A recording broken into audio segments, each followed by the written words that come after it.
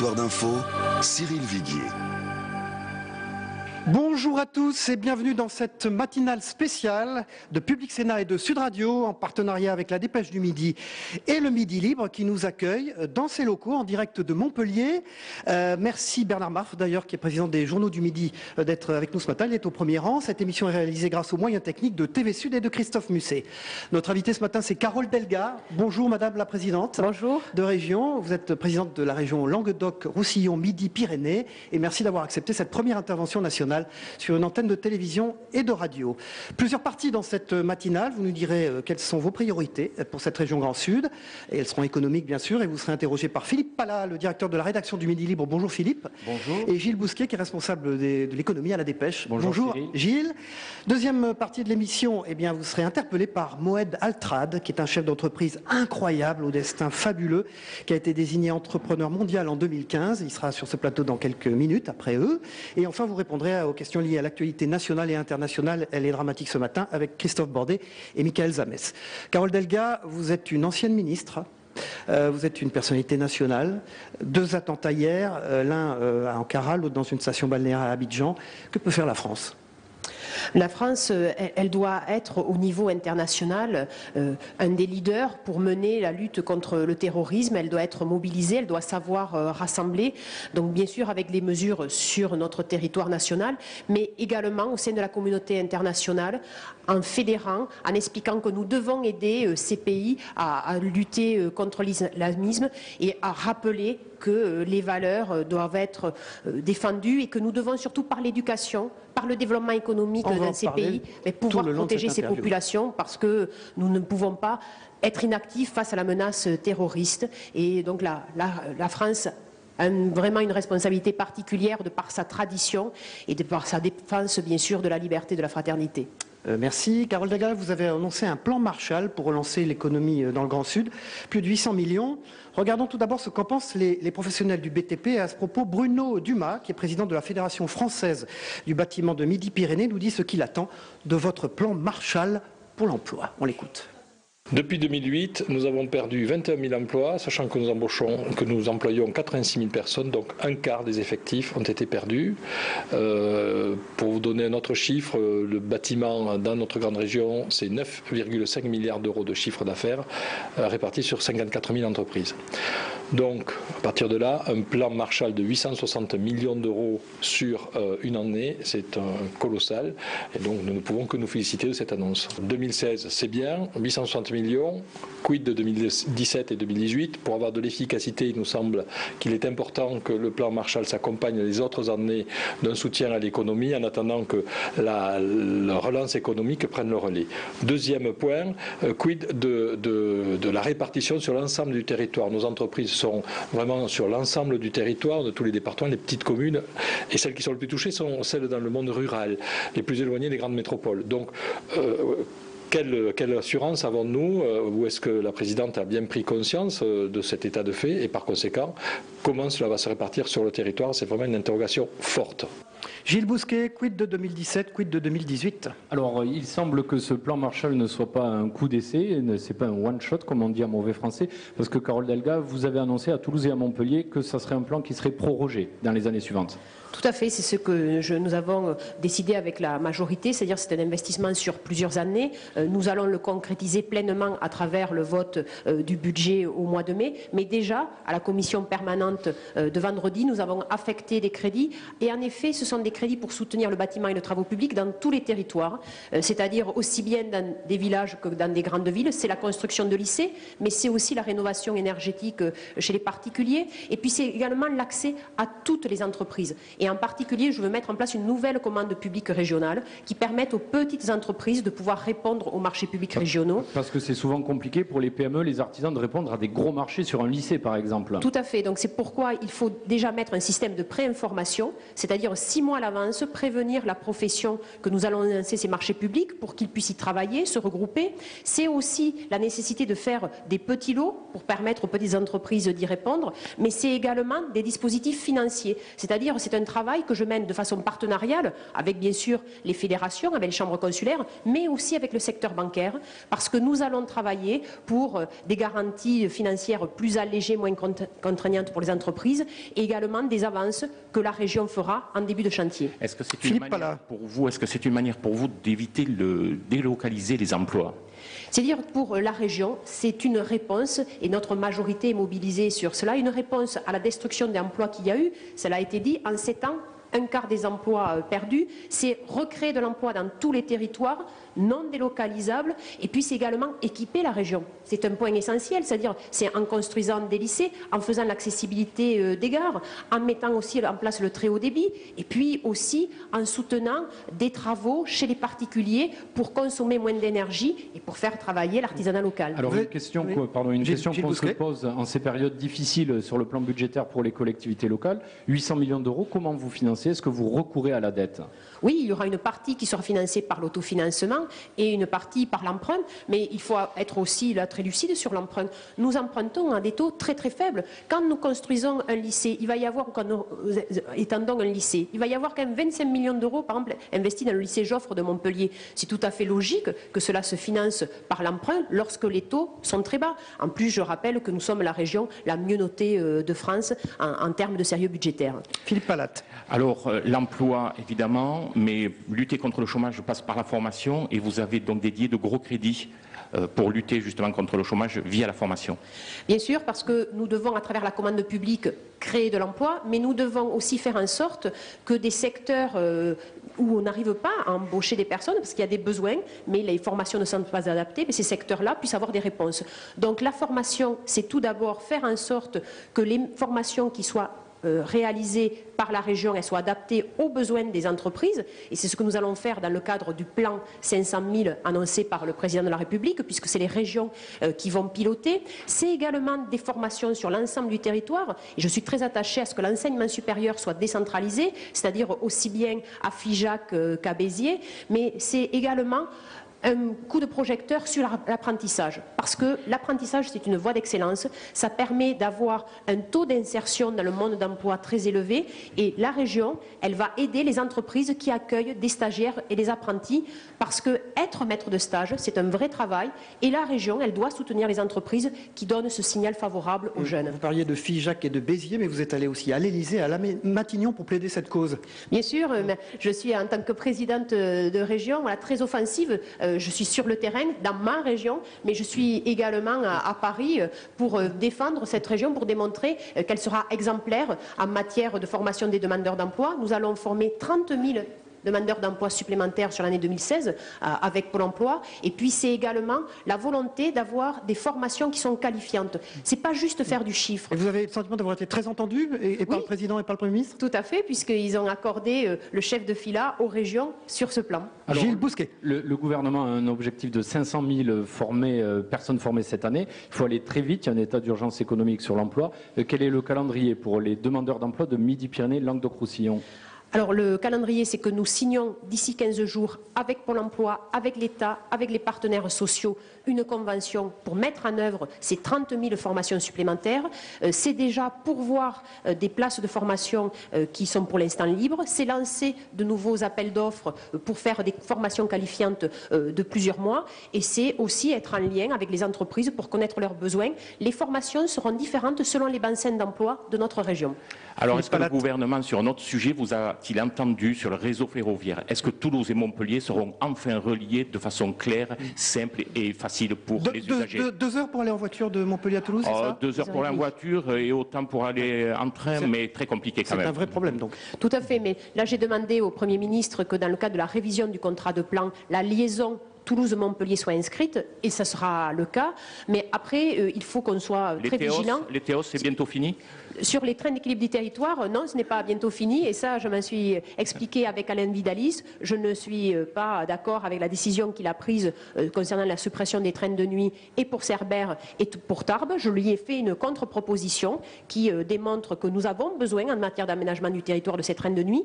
Mais sur les trains de jour d'équilibre du territoire, ils doivent continuer à être très présents, que ce soit sur l'axe transversal Toulouse-Montpellier ou sur d'autres axes comme l'Aubrac ou le Cévenol ou vers les Hautes-Pyrénées. Gilles Bousquet, il y a une autre problématique dans la région très importante qui est l'agriculture, avec cette mutation, notamment le bio qui intéresse tant les consommateurs. Carole Delga en a parlé. Tout à fait, là on a parlé beaucoup, vous en avez parlé beaucoup au Salon de l'Agriculture, Midi-Pyrénées, Languedoc-Roussillon, deuxième région agricole de France. Alors qu'est-ce que vous pouvez proposer pour soutenir cette filière qui est en grande difficulté, on l'a vu, et notamment les palmipèdes gras, le foie gras. Vous avez été bien accueillis là-bas? Oui, tout à fait, j'ai été très bien accueillie parce que nos éleveurs savaient que nous avons mis en place des aides, c'est-à-dire j'ai fait voter vendredi un plan d'aide de 4,5 millions d'euros pour toute la filière palmipèdes gras, investissement pour bien sûr la biosécurité, soutien à la trésorerie de nos agriculteurs, c'est un point important, et nous avons prévu avec Alain Rousset une grande campagne de communication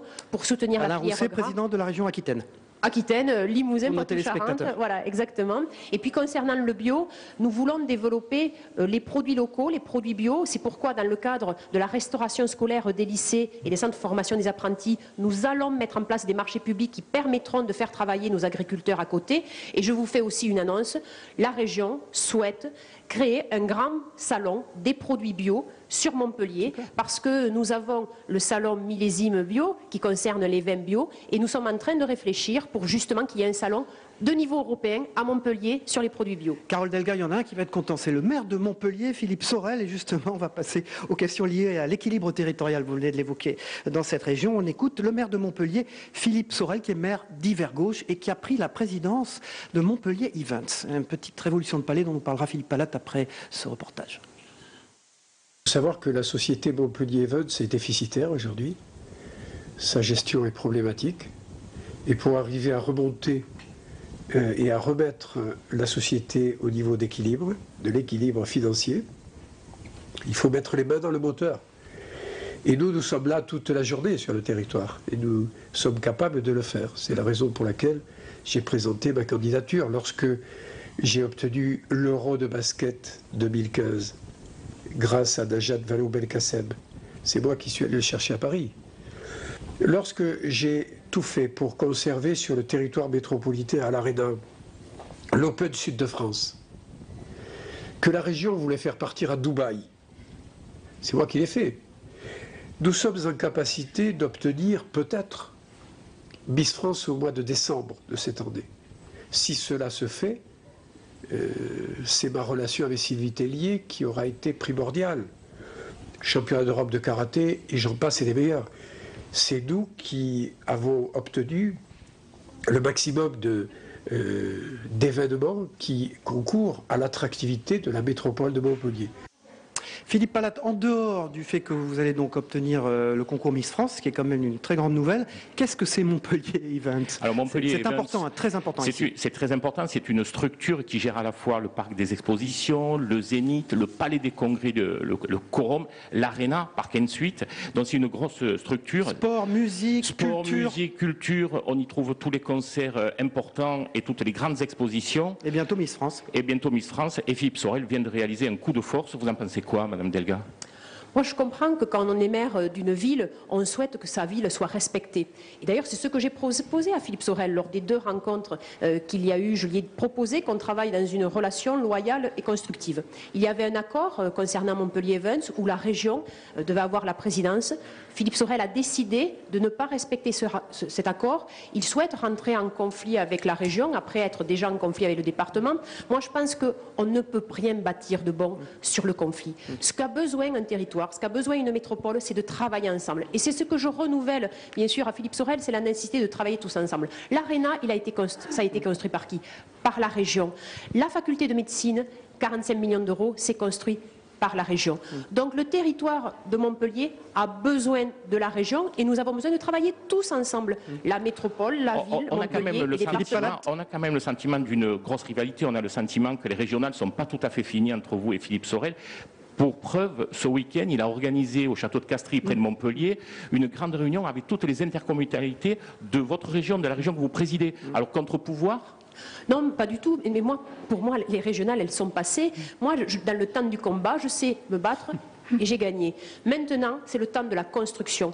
Nous avons 14% de taux de chômage sur la métropole de Montpellier. Aux dernières régionales, le Front National a fait près de 30%. Les enjeux, ils sont là. C'est-à-dire, il faut parler à ces citoyens, leur démontrer que les collectivités publiques, que les politiques savent travailler ensemble pour apporter de la création d'emplois, pour du développement économique. Gilles Bousquet. Justement, l'équilibre des territoires, pendant la campagne, vous avez laissé entendre que vous vouliez faire de Toulouse une capitale administrative et de Montpellier une capitale politique. Est-ce que vous êtes toujours sur ce schéma? Et est-ce que le fait d'avoir recruté un directeur de cabinet anciennement montpelliérain est un signe? Qui était le directeur de cabinet de Georges Frêche. Oui, écoutez, moi je recrute les gens tout d'abord pour leurs compétences, avant de regarder leur origine géographique. Mon directeur de cabinet, si je l'ai recruté, c'est parce qu'il est compétent et parce que j'ai confiance en lui. Vous savez que ce genre d'acte est regardé à la loupe en ces temps-là. Oui, mais si vous préférez, il faut être quand même plus sur le projet et non pas tellement juste sur les personnes. Parce que le projet, c'est bien cela. C'est bien donner à Montpellier toute sa place. Ce que j'ai proposé, c'est que bien sûr, la région continue à soutenir, par exemple, les projets autour du tram. Nous allons continuer à investir dans les lycées. Nous allons créer un pôle autour de la chimie, le pôle Ballard, qui sera unique en France. C'est cela que veulent les Montpelliérains. C'est qu'on puisse travailler et qu'on puisse créer de la dynamique. Déplacement de la Cour régionale ou d'une partie de ses services aussi? La Chambre régionale des comptes, il y a eu des mesures de compensation pour Montpellier, la RS. Est-ce que l'équilibre des territoires est préservé malgré tout? Alors, déjà, quand vous parlez d'équilibre des territoires, ce n'est pas juste Toulouse-Montpellier. Mais si on parle de Toulouse-Montpellier, oui, l'équilibre des territoires s'est fait. Comme je l'avais dit, j'ai fait toutes mes réunions d'élus. Et vendredi dernier, nous étions à Montpellier pour la commission permanente. Je fais ce que je dis ce que je fais.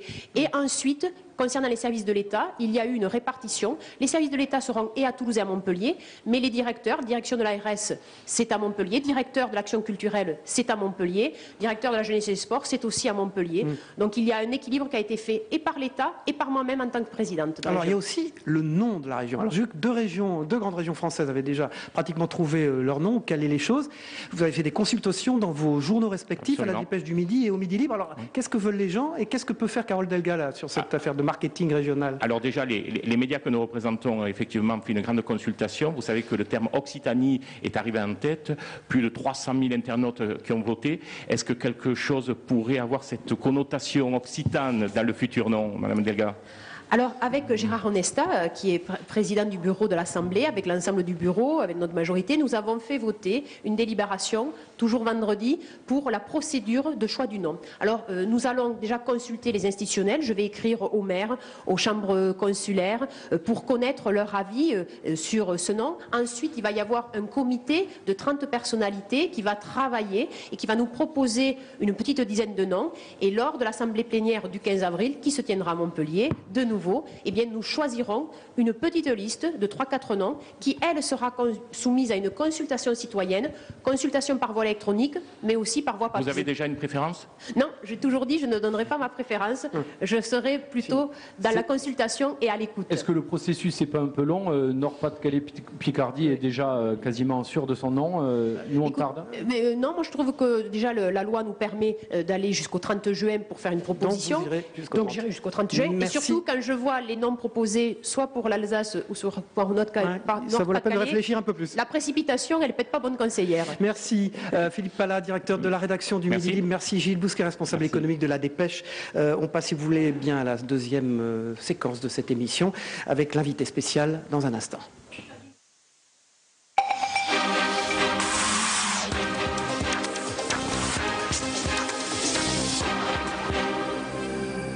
Bonjour Moed Altrad, je suis absolument ravi de vous accueillir sur ce plateau. Vous êtes ici évidemment pour interpeller Carole Delga dans le cadre du plan Marshall et puis plus généralement sur l'économie de cette région, mais vous avez un destin absolument fantastique. Vous êtes né à Raqqa, j'allais dire d'une union non consentie, en fait d'un viol. Vous avez fait des études par raccro puisque vous étiez fils de bédouin, donc vous n'aviez pas droit de faire des études. Vous êtes venu à Montpellier à l'âge de 17 ans, vous avez une vie incroyable. Aujourd'hui, vous êtes à la tête d'une entreprise internationale international. Je le disais tout à l'heure, vous avez été prix du grand entrepreneur de l'année en 2015. Vous avez rencontré Obama, le président Hollande. Qu'est-ce que ça fait, voilà, d'être à Montpellier, dans cette ville qui est celle de votre jeunesse, face à la présidente, la nouvelle présidente de la région? Bonjour Madame Delga. Bonjour, ça fait plaisir et je suis fier de porter les couleurs de notre région, de notre ville. Bon, il faut savoir, vous l'avez dit, que je suis né dans un autre pays, dans un autre contexte. C'est un destin miraculeux. Si je suis là, c'est un miracle donc, qui se vérifie devant vous. Donc voilà, je suis un soldat de ce pays qui s'appelle la France et je suis ravi de travailler avec toutes les bonnes volontés. À mon niveau. Vous l'avez devant vous. Oui, Madame Delga. Donc, alors, vous savez qu'il est passionné de rugby, il a même investi dans un club de rugby qui a gagné hier. À des matchs ensemble. Voilà, qui a gagné hier. Bravo, Moed Altrad. Absolument. Donc, le rugby, on peut parler de rugby. Le rugby, c'est un des vecteurs de communication de notre région. Il faut savoir qu'au Montpellier, bon, le nom de Montpellier est prononcé chaque week-end dans 170 pays où nos matchs sont télévisés. Montpellier. Donc c'est une bonne chose. Voilà, ça donne une bonne image. C'est une équipe qui joue bien, malgré tout, malgré son histoire récente, qui n'est pas la même que celle de Toulouse. Donc sur l'économie, quel est votre regard sur le plan Marshall de la présidente? J'ai des choses à dire sur l'économie. D'abord, le rayonnement du groupe Altrad, donc c'est 17 000 personnes, c'est 100 pays, c'est 2 milliards de chiffres d'affaires, c'est 17 000 personnes. Donc j'essaye là aussi de porter le couleur de notre région. Et c'est le seul groupe réellement international de cette ampleur dans tant de pays. Alors ce qui est formidable, c'est que vous n'avez pas de gros intérêts ici, donc vous pouvez être libre vis-à-vis de Carole Delga. Je suis extrêmement libre, donc mon intérêt économique, malheureusement dans notre région, il est très limité, parce que la chose se passe ailleurs pour moi.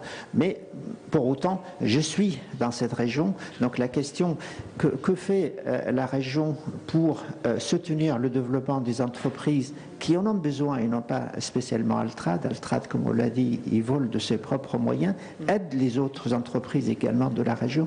Que faites-vous, Madame Delga, avec le président de l'AGLO, maire de Montpellier, qui s'intéresse également de façon très importante au développement économique? Carole Delga. Alors, en matière de développement économique, maintenant, ce sont les régions qui sont les chefs de file.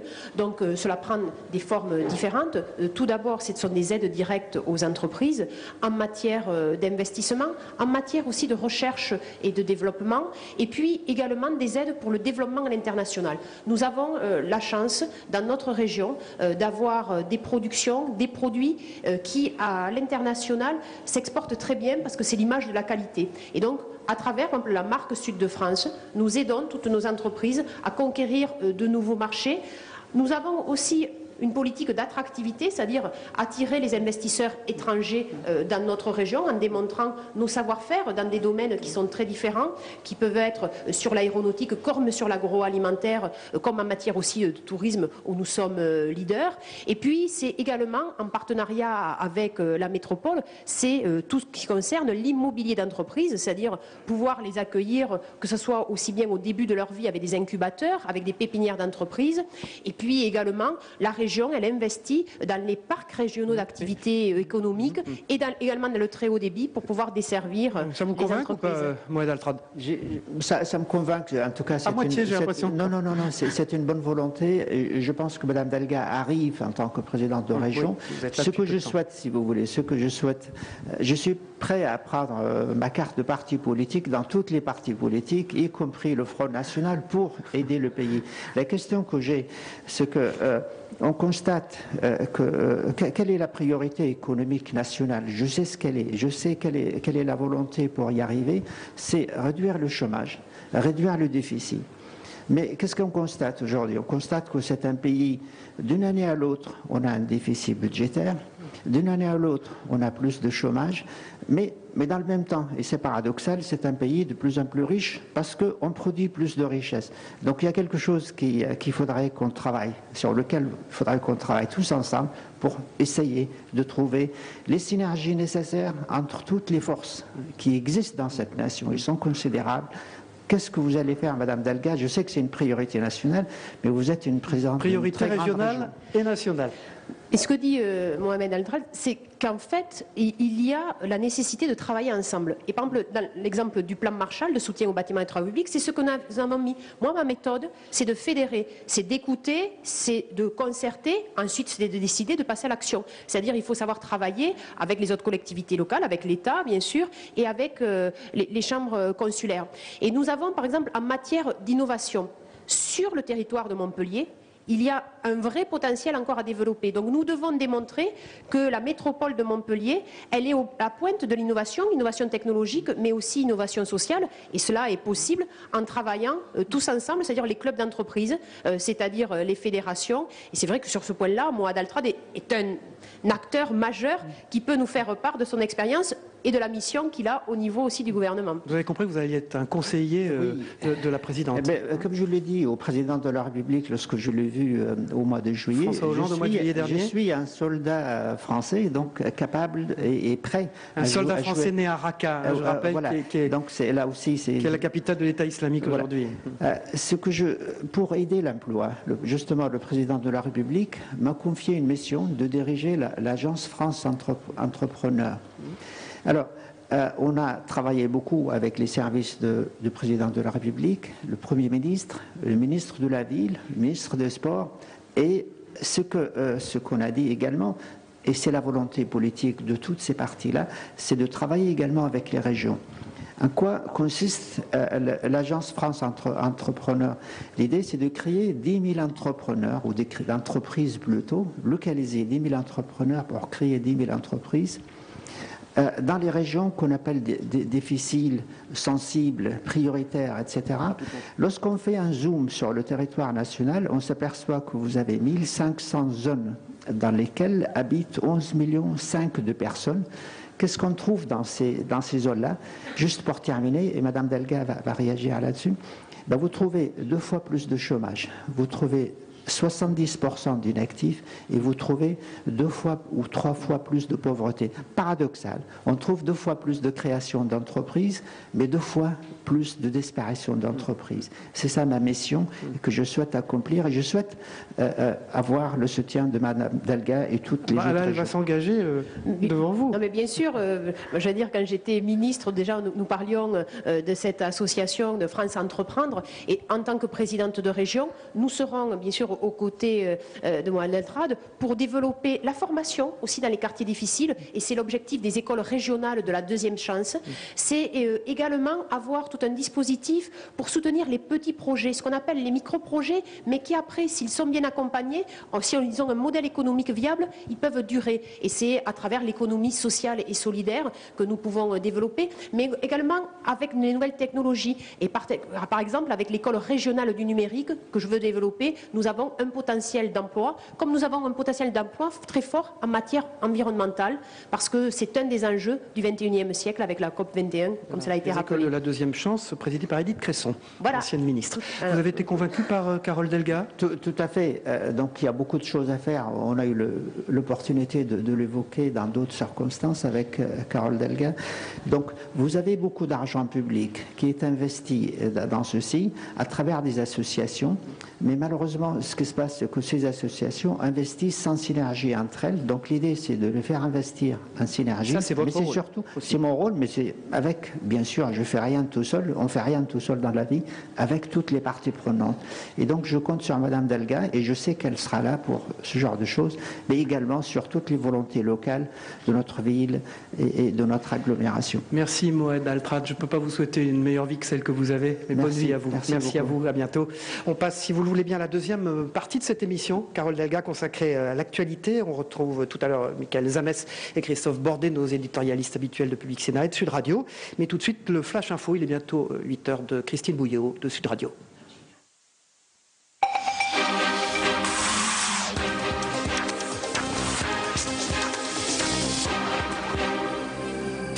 La France sans doute visée dans l'attentat de Grand Bassam, cette plage très fréquentée hier en Côte d'Ivoire. Bilan 16 morts, essentiellement des civils, dont un Français. Bernard Cazeneuve et Jean-Marc Ayrault se rendent sur place demain. L'attentat a été revendiqué par Al-Qaïda au Maghreb islamique. François Hollande dénonce avec force ce lâche attentat. Il s'agit de la première attaque d'une telle ampleur en Côte d'Ivoire. Et puis autre attentat hier en Turquie, à Ankara. 34 personnes tuées, 125 personnes blessées dans l'explosion d'une voiture piégée en plein centre-ville. C'est le deuxième attentat suicide en 3 semaines dans la capitale turque, et là il n'a pas été revendiqué. Ça passe ou ça casse pour la loi travail. Manuel Valls présente cet après-midi le contenu final de la loi El Khomri aux partenaires sociaux. Le texte a été retravaillé tout le week-end par le Premier ministre et le chef de l'État. Cette nouvelle version devrait comporter des améliorations, dit-on, pour calmer la jeunesse et la fronde syndicale. Manuel Valls qui doit tenir une conférence de presse cet après-midi à 17h, avant ensuite une réunion à huis clos avec les députés de sa majorité. Les 3 candidats républicains en tête de 3 législatives partielles hier. Le PS a été éliminé dès le premier tour dans l'Aisne et le Nord au profit du Front National. Le PS qui reste en course dans les Yvelines pour un duel dimanche prochain avec le candidat Les Républicains. Et puis les ministres de l'Agriculture des 28 en réunion de crise aujourd'hui à Bruxelles. Plusieurs pays, la France en tête, vont faire pression pour obtenir de nouvelles mesures européennes face à la crise qui touche de plein fouet la filière de l'élevage et l'effondrement du prix du lait. Merci Christine Bouillot de Sud Radio pour ce Flash Info. Il est 8h, vous rejoignez la matinale d'info de Public Sénat et de Sud Radio en direct de Montpellier. La première d'une série de missions que nous allons faire en région, dans les 13 grandes régions françaises. Et Carole Dagan nous accueille aujourd'hui à Montpellier. Michael Zamès, Christophe Bordet, bonjour. Michael Zamès de Public Sénat, bonjour. Christophe Bordet de Sud Radio. Je vous la laisse pour une interview qui porte sur l'actualité et elle est dense. On va commencer par votre actualité très personnelle. Vous êtes présidente de région, vous êtes également députée. Alors il y a une règle qui a été dictée par François Hollande, c'est le non-cumul des mandats. Allez-vous faire comme Valérie Pécresse ou Xavier Bertrand et quitter votre mandat à l'Assemblée nationale ? C'est pas une règle, c'est une loi, puisque c'est quand même la majorité socialiste qui a décidé qu'il y ait cette loi sur le non-cumul des mandats, qu'elle s'appliquera à partir de 2017. Et comme je l'ai indiqué, quand j'ai quitté le gouvernement au mois de juin 2015, je finis mon mandat en cours de député. Je ne me représenterai pas, bien entendu. Donc je respecterai la loi voulue par la majorité présidentielle. C'est pas François Hollande qui vous a demandé de rester en place à votre poste de député, craignant qu'une circonscription supplémentaire échappe aux socialistes. Non, mais ce qui est souhaité, c'est que les députés qui soient en place au sein de la majorité présidentielle finissent leur mandat et après respectent la loi. C'est tout à fait logique. Sur la loi de travail, François Hollande a réécrit le texte.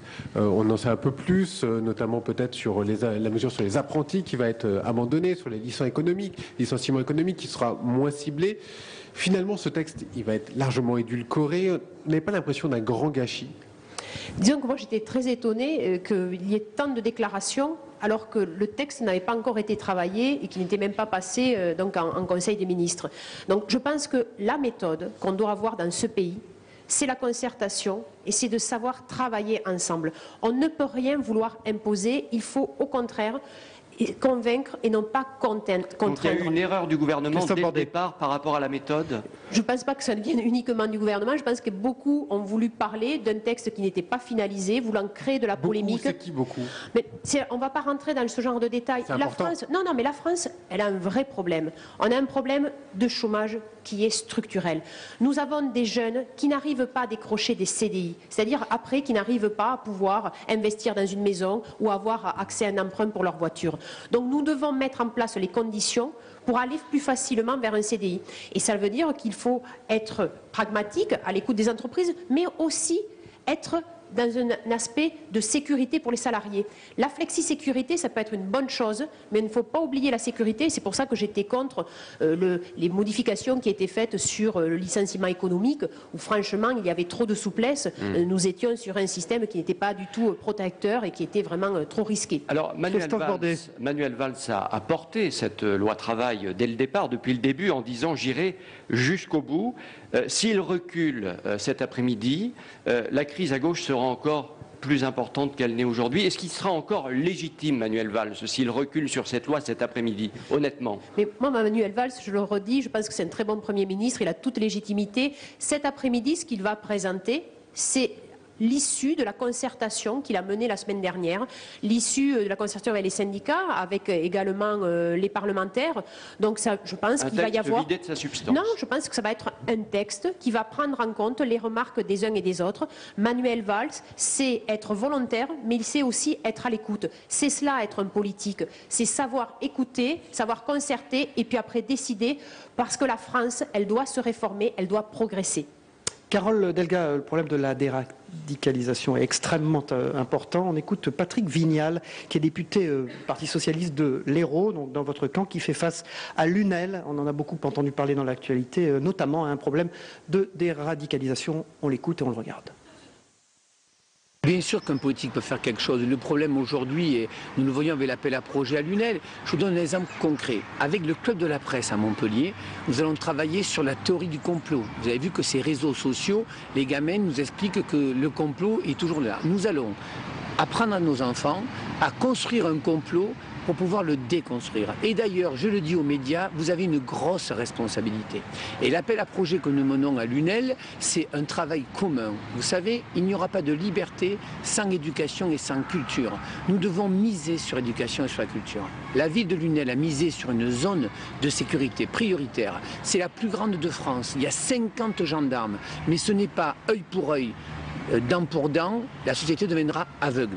Donc il est temps qu'on ait un vrai projet pour la jeunesse, un vrai projet de formation. Il est temps qu'on change les logiciels. Un gamin aujourd'hui qui ne réussit pas à l'école, il y a quand même 150 000 décrocheurs. Donc l'enseignement, l'école, l'éducation doivent s'adapter à la carte en fonction de nos élèves. Et si on n'est pas capable effectivement de proposer un autre projet, nous irons dans le mur. Michael Zamès, un problème de radicalisation. Oui, alors faut-il expliquer ou combattre le terrorisme quand on écoute l'intervention? Mais je pense qu'il faut faire les deux. Il faut expliquer, il faut éduquer et il faut aussi être très ferme sur le combat. Alors, expliquer, c'est déjà excuser, avait dit Manuel Valls, vous vous rappelez? Non, je ne pense pas que c'est sorti de son contexte. Clairement, le programme qui a été mis en place par le gouvernement, c'est tout d'abord renforcer les effectifs de la police et de la gendarmerie. Là, à l'UNEL, c'est concret avec une grande zone de sécurité prioritaire. Mais cela ne suffit pas. Il faut aussi éduquer nos enfants, qu'ils aient accès à l'enseignement, à la culture. Et c'est vrai que là, je salue le travail mené par Patrick Vignal pour pouvoir développer avec le Club de la Presse tous les dispositifs autour de la théorie du complot. C'est pas concrètement là, le fait de dire la culture, l'éducation. Non, ce n'est pas angélique parce que concrètement, à l'UNEL, Damien Alary, il a décidé en 2015 d'ouvrir une école régionale de la deuxième chance. C'est-à-dire, c'est permettre à des décrocheurs d'avoir une deuxième chance pour avoir des études, d'avoir un diplôme et donc d'accéder plus facilement à un emploi. Et ensuite, le préfet de l'Hérault souhaite mettre en place une école du numérique à l'UNEL et la région sera présente, participera au financement pour qu'il y ait également des formations sur l'UNEL. L'UNEL, c'est 25 000 habitants. Et avec ça, on va donc déradicaliser, c'est ce que vous dites. Pas uniquement avec cela. On doit agir sur plusieurs secteurs. Sur le secteur, bien sûr, policier, sur le secteur de la sécurité, mais sur le secteur aussi de l'éducation. Il faut que ces jeunes, ils se sentent faire partie de la République. Et c'est à travers l'éducation que nous pouvons les amener vers les valeurs de la fraternité et lutter contre l'extrémisme. Christophe Bordet. Carole Delga, Laurence Harribagé, la députée les Républicains de Haute-Garonne, parlait à l'Assemblée l'autre jour de 200 personnes radicalisées en Haute-Garonne justement, dont une trentaine de mineurs. Dénoncer la radicalisation dans le sport amateur également. Est-ce que vous confirmez ces chiffres et cette situation? Est-ce que ça vous inquiète? Est-ce que ça vous préoccupe? Mais bien sûr que c'est préoccupant. On ne peut pas être... Vous confirmez ces chiffres? Non, mais ce n'est pas moi qui les confirme, c'est le préfet de région qui peut les confirmer. Il semblerait que nous soyons pas très loin des chiffres annoncés par Mme Harribagé. J'ai des chiffres légèrement inférieurs, mais c'est le préfet de région qui peut les confirmer de façon certaine. Mais surtout, ce que nous devons, c'est tous nous mobiliser sur cela. Chacun dans nos compétences. La sécurité, c'est du domaine de l'État. Il ne faut pas raconter n'importe quoi, ce n'est pas la région qui va agir sur cela. En revanche, la région, sur la création d'emplois, sur la formation, dans tous les territoires, que ce soit à l'UNEL ou que ce soit à Tarbes, c'est important. Michael Zamès, il y a aussi le débat sur la déchéance. Oui, parce qu'il arrive cette semaine au Sénat. Est-ce que vous êtes pour la déchéance pour tous, pour la déchéance pour les binationaux? Pas de déchéance du tout? Non, moi j'étais plus pour la déchéance de citoyenneté et pas de nationalité. Je pense par contre, la prolongation de l'état d'urgence était indispensable pour justement donner les moyens sécuritaires de répondre à cette menace. Concernant la déchéance, je pense qu'une déchéance de citoyenneté est plus forte et il ne faut surtout pas stigmatiser les binationaux. Christophe Bordet, rapidement. Est-ce que c'est pour ça qu'à l'Assemblée, dans un premier temps, vous vous êtes abstenu sur le texte avant finalement de le voter? Non, alors je me suis précisément abstenu sur l'article 2, qui était sur la déchéance de nationalité. J'étais pour l'article 1 et globalement, j'ai voté pour parce que globalement, je trouvais que c'était une avancée et qu'il fallait amener une réponse. Mais néanmoins, je me suis abstenu sur la déchéance de nationalité parce que je trouvais qu'on aurait pu aller plutôt vers une déchéance de citoyenneté. Carole Delga, tout à l'heure, en début d'émission, vous avez parlé de la montée du Front National de la droite extrême dans la région. On écoute Robert Ménard, le maire de Béziers. On reprend après coup après. On constate que tout se fait au profit des centres, le centre national comme les centres des régions. On est dans la France périphérique, la France abandonnée, la France délaissée, la France esseulée, celle qui se sent maltraitée, mal aimée par la classe politique dans son ensemble.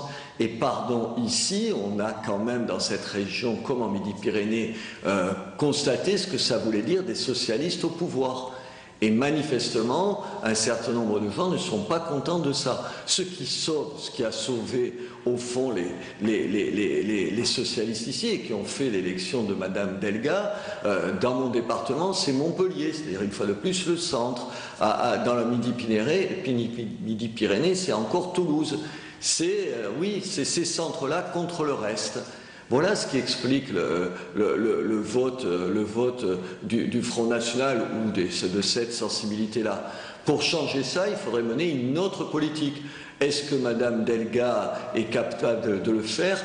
Écoutez, j'en sais rien, on va voir. Christophe Bordet, il faut qu'elle parle à tout le monde, Carole Delga. Mais c'est un peu ce que dit Robert Ménard. Il parle des territoires abandonnés. Est-ce que vous êtes consciente de la situation? Et est-ce que finalement, la gauche au pouvoir dans cette région n'est pas un peu responsable de ces territoires abandonnés? Non, je pense qu'il faut être très pragmatique et parler à toute la population. Moi, je veux un programme, j'ai des actions qui vont être sur tous les territoires. L'analyse politique de Robert Ménard est inexacte. J'ai fait de très bons scores à Foix ou à Cahors, qui sont des petites villes, pas uniquement à Toulouse ou à Montpellier. Mais nous devons venir sur l'action concrète de soutien, par exemple, à Béziers, sur l'enseignement supérieur. Il est important qu'il y ait un IUT de qualité pour accueillir des formations Bac+3, Bac+5 à Béziers. Mais c'est également soutenir les commerçants de centre-ville. Et là, nous y travaillons avec André Deljari, le président de la Chambre de commerce sur le département de l'Hérault, pour justement pouvoir initier un partenariat. Donc c'est comme ça qu'on lutte contre le Front National? On lutte contre le Front National en étant sur le terrain, en démontrant qu'il y a des lycées qui se créent, en démontrant qu'il y a l'enseignement supérieur dans des petites villes, en soutenant le commerce et l'artisanat, en soutenant aussi la viticulture. Quand même, nous sommes sur le territoire biterrois où il y a des fleurons des vins de notre région. Et puis également, c'est soutenir le tourisme. J'étais il y a de ça quelques jours sur Béziers où la région investit massivement à côté de la communauté d'agglo pour les écluses de Fonserane. Les écluses de Fonserane, c'est 500 000 visiteurs par an. Et nous devons amener ces visiteurs au centre de Béziers pour créer de la dynamique économique. 2017, vous craignez le Front National ou pas? Bien sûr, mais il faut être réaliste et voir le résultat qu'a fait le Front National. Et c'est pour ça que je serai pleinement mobilisée aux côtés des candidats dans les législatives pour lutter contre les idées d'extrême droite. Selon vous, y a-t-il une crainte que le Parti Socialiste ne soit pas au deuxième tour de l'élection présidentielle de 2017? Non, je ne pense pas et je ferai tout pour que le Parti Socialiste soit bien sûr au deuxième tour et gagne les élections présidentielles parce que ce sont les valeurs de la gauche qui permettront à ce pays de se développer. Alors justement, Jean-Christophe Cambadélis, le patron du PS, a demandé aux responsables PS dont vous faites partie de choisir pour ou contre François Hollande. Il faut le dire très clairement pour 2017. Avez-vous fait votre choix? Non, et je ne ferai pas mon choix maintenant parce que nous avons un an encore pour travailler. Alors moi j'en ai un peu assez d'être en perpétuelle campagne.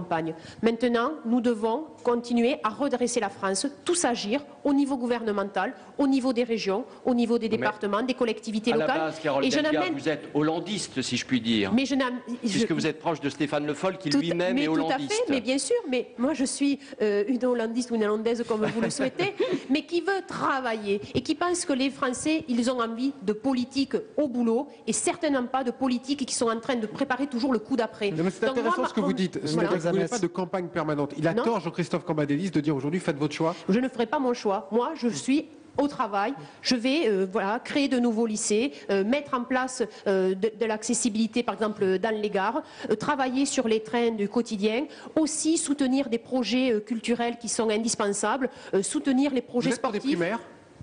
Je pense que des primaires n'ont un sens que si le président de la République ne se représente pas, parce que sinon ça me semble un peu bizarre, mais surtout là, de grâce. Mais pourquoi il ne passerait pas par la case primaire, François Hollande, comme les autres? Parce que quand on est président de la République, on ne passe pas par la case... C'est ce que demandent beaucoup à gauche, quand même. Oui, mais moi, je trouve que c'est très étonnant. Et puis surtout, de grâce, mettons-nous au travail. La France, elle a besoin de projets. Et les collectivités locales doivent investir pour des services publics et investir aussi pour des équipements. C'est ce qui est nécessaire dans cette France et pas de blabla et pas de politique politicienne. Michael Zames. Le président du Sénat hier a dit que c'était un quinquennat pour rien. Qu'est-ce que vous retenez, vous, de ce quinquennat ?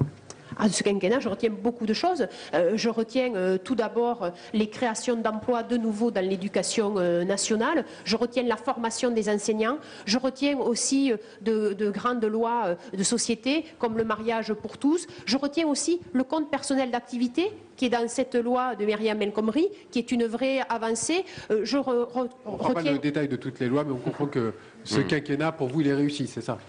Pour moi, il a amené de nombreux points, mais surtout, il n'est pas terminé, ce quinquennat. On a un an de travail, alors donc il faut continuer. Dans la réforme territoriale. Dans la réforme territoriale, mais donc il faut continuer à travailler pour la France. Christophe Bordet. Dernière question, Carole Delga, en ce qui me concerne. Législative partielle dans le Nord et en Picardie ce week-end. Duel, les Républicains, Front National au second tour. La gauche éliminée, c'est la Bérésina. On peut le dire, c'est la Bérésina. Ce sont des résultats difficiles, voilà, qui sont vraiment, qui nous demandent à nous réinterroger, mais surtout, ce qui m'a marqué... réussi, mais pas élection partielle. Les élections partielles, vous savez, sont rarement réussies pour les partis au gouvernement. Vous le savez bien en tant qu'analyste politique. Mais surtout, ce qui a dû retenir votre attention, c'est le faible taux de participation. Dans certaines circonscriptions, j'ai vu 15% ou 21% de taux de participation. Là, nous devons remettre le lien avec le citoyen. C'est pour ça qu'il faut arrêter de parler des personnes. Parlons de ce que nous voulons construire. Parlons emploi, parlons formation, parlons éducation. On va poursuivre cette émission avec vous, Carole Delga, présidente de la région Languedoc-Roussillon-Midi-Pyrénées, avec ce qu'on appelle le débrief, c'est-à-dire les éditorialistes de la presse quotidienne régionale sont sur ce plateau pour analyser l'actualité et vos propos aussi dans cette matinale. Merci Christophe Bordet, merci Michael Zames et à demain à Paris.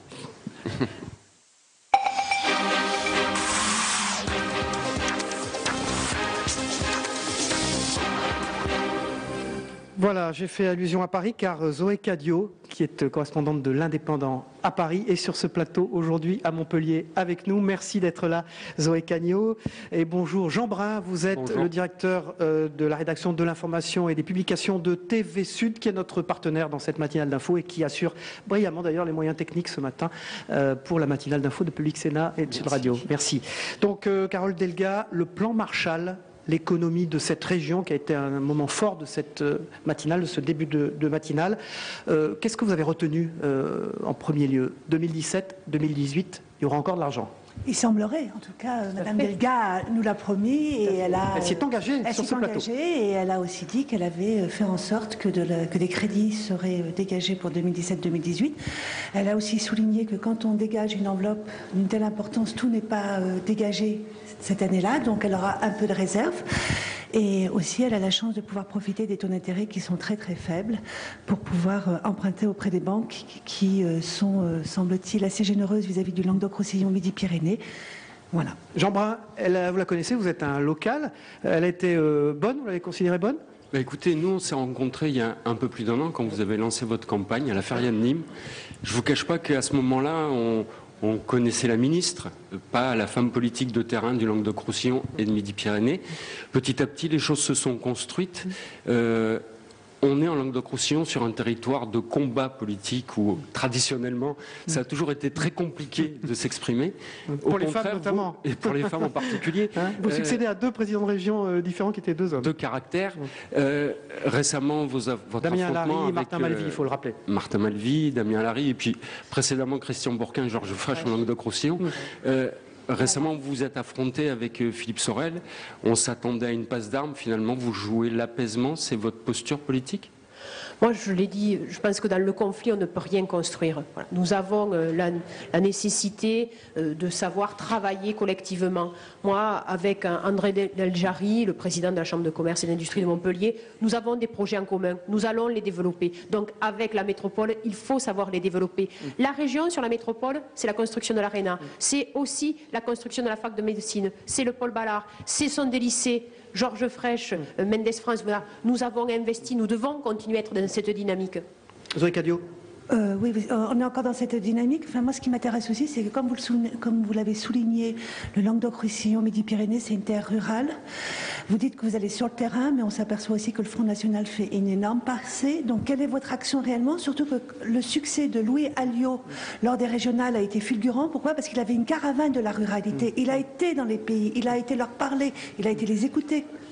Je vous demande de ne pas trop réagir parce qu'en fait, là, l'idée, c'est qu'ils expliquent un peu et analysent ce que vous avez dit vous-même. Donc, est-ce que vous l'avez trouvé là-dessus convaincante plutôt, Zoé Cadio?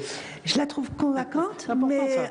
Alors, en même temps, elle parle beaucoup, elle agit. C'est une femme volontaire de 44 ans, donc c'est un autre style, à vrai dire. Alors, on vous regarde un peu avec... on est un peu surpris, surtout dans une terre qui est quand même assez machiste. Hein, comme on le souvenait, c'est surtout des hommes qui ont été là, et puis des belles signatures. Hein. On a eu des gens comme Jaurès, comme Blum, donc des gens à fort caractère. Donc... on a beaucoup d'espérance en vous, d'une certaine manière. Sur les primaires, on a senti qu'elle était totalement contre, hein, Carole Delga, Jean Brun. Ah bah écoutez, sur les primaires, c'est peut-être un peu tôt pour une présidente de région pour se prononcer au moment où justement il y a peut-être besoin d'aller chercher des choses à Paris. Maintenant, est-ce que 800 millions d'euros dans le bâtiment, ça suffit à faire la région Languedoc-Roussillon, Midi-Pyrénées? C'est peut-être un peu la question que je me pose. C'est-à-dire, oui, le bâtiment a toujours porté ce territoire.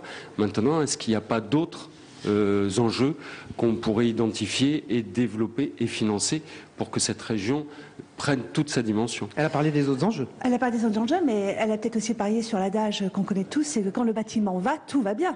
Donc, oui, non, mais puis il faut développer les secteurs aussi de l'aéronautique, mais des nouveaux secteurs sur l'économie circulaire et sur la transition énergétique, c'est très important. Elle a parlé d'économie numérique aussi, Jean Brun, Carole Oui, Delga. puis Montpellier, de ce côté-là, a fait beaucoup de bruit avec la French Tech, mais Toulouse aussi. Comment on fait justement d'ailleurs pour équilibrer deux territoires qui se sont beaucoup confrontés, sans dire affrontés? Ça aussi, ça va être un des enjeux, créer le lien entre Montpellier et Toulouse, même si Robert Ménard parle des territoires oubliés, ça reste quand même deux régions à rassembler ensemble, et ça, c'est un vrai enjeu. Parce que le grand enjeu, c'est cette répartition territoriale qui pose problème. Il ne faudrait pas créer des aigris quand même, et ça pourrait être une vraie problématique pour cette région. Créer des aigris, c'est possible en continuant comme ça? Non, moi je vais faire attention à l'équilibre territorial et surtout à ce que la région, elle investisse et elle soutienne des associations sur tous les territoires. Il y a quand même des frustrations hein, quand on voit l'attitude du maire de Montpellier, M. Sorel, hein, donc il vous donne quand même un petit peu du fil à retordre. Il faut essayer d'avoir de la hauteur et de ne pas être dans juste des aspects personnels. Cadio ?